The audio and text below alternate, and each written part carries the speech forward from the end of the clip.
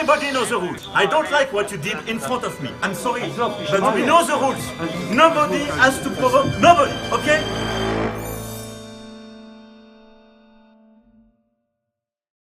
Pour Emmanuel Macron, c'est un mauvais coup de com'. Pourquoi? Parce que tout le monde le compare à Jacques Chirac, parce que ça a un effet un peu Puy du Fou, c'est-à-dire reconstitution, son, lumière et costume d'une séquence, une grande séquence historique. C'est un mauvais coup de com' aussi parce que, au-delà de ça, on est en plein conflit social.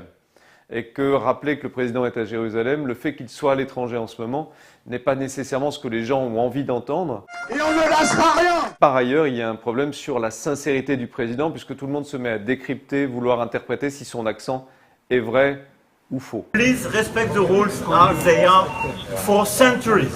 They will not change with me. I can tell you. Les partisans d'Emmanuel Macron disent quand on est énervé, on oublie l'accent, on a tendance à parler avec the accent français.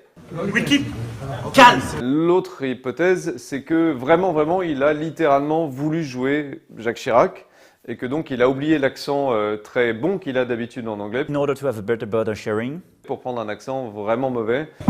So everybody respects the rules.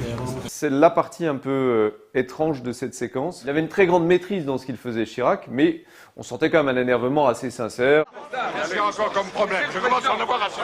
De la part de Macron, ça semble plus théâtral, plus joué. We had a wonderful work. You did a great job in the city. I do appreciate, guys. Il est possible que dans l'énervement, il ait oublié son accent. Nobody has to provoke nobody, okay? Emmanuel Macron, il a une communication qui passe beaucoup par l'imitation des anciens présidents. Le jour de son investiture, il a copié à l'identique la musique et la démarche de François Mitterrand lors de son investiture en 81. Quand il veut parler à l'électorat de droite, il utilise fréquemment un petit peu le même langage presque corporel, en tout cas verbal de Sarkozy. Il va dire La politique sociale, regardez, on met un pognon de dingue dans des minima sociaux, les gens ils sont quand même pauvres. il y a trop de pognon dépensé dans les allocations sociales. Si vous voulez travailler, vous n'avez qu'à traverser la rue. Je traverse la rue, je vous en trouve, il veut simplement des gens qui sont prêts à travailler.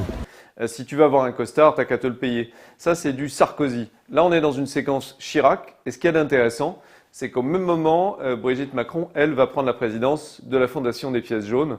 Donc, on a un couple Macron qui cherche à ressembler au couple Chirac.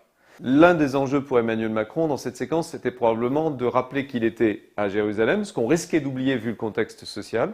C'était aussi de reprendre un petit peu la main sur l'agenda médiatique, de rappeler qu'il existe. C'était aussi de se comparer à Jacques Chirac, visiblement. De ce point de vue, c'est assez réussi. Toute la presse ne fait que le comparer à Jacques Chirac.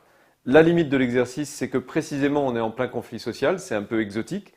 Et puis, l'autre problème, c'est qu'il aurait besoin, Emmanuel Macron, de trouver son terrain à lui. Et que son terrain à lui, ça ne peut pas être celui de Chirac. La comparaison n'est pas nécessairement facile à assumer pour Emmanuel Macron. Donc c'est une séquence un peu étrange, c'est un ovni en termes de com. So everybody respects the rule. Please. Ilan, kan je se tady to filmuje?